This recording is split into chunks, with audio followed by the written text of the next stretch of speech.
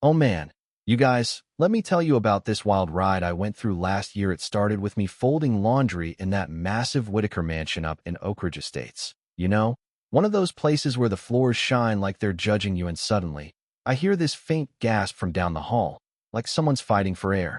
I drop everything, towels flying everywhere, and rush into little Tommy's room. Tommy Whitaker, this sweet 9-year-old kid who's way too tiny for his age, always reminding me of my own boy Jamie, who I lost to a heart defect years back. And there he is, collapsed by his bed, chest heaving weakly, lips turning that scary blue shade, clawing at his shirt like he knows something's horribly wrong.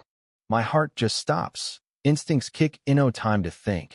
No one around gives a damn, so I scoop him up, his body so light it breaks me, and yell for help in the kitchen. But the staff? Connie the housekeeper and Jerry the gardener just stare blankly, muttering, "Not our job, Sarahiri," the one always hovering around that kid. And I'm like, he could die, you idiots.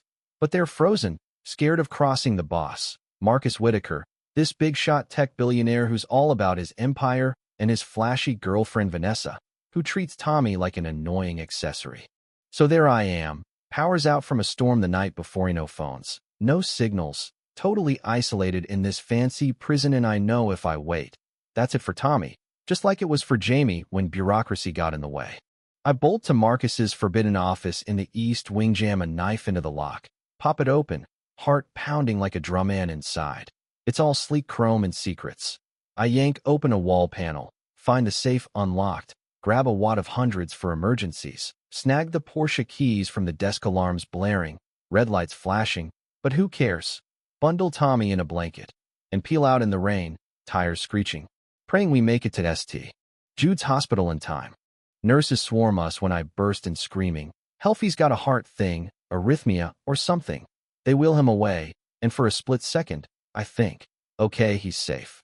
But then cops slap cuffs on me right there in the ER. "Sarah Jenkins, you're under arrest for theft, breaking and entering, unauthorized vehicle use." And I'm yelling back, I wasn't stealing, I was saving his life. But they don't listen, just haul me off, rain soaking through my clothes, wrists aching, thinking about how Tommy asked for me when he woke up, whispering my name like I was his mom.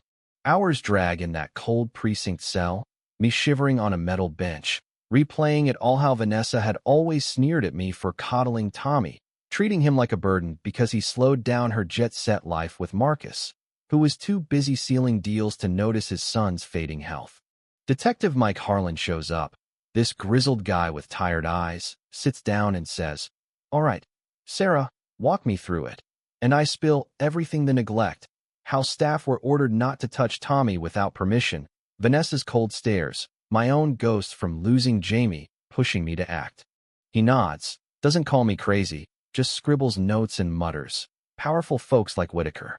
They protect their image first, and promises to dig into the medical records and those suspiciously deleted security cams. Turns out Vanessa might have tampered to cover her ass.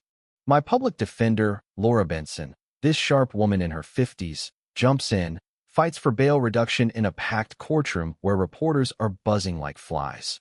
The prosecutor paints me as a scheming maid out for cash, but Laura fires back. She saved a dying child when his own household turned a blind eye. Endangerment?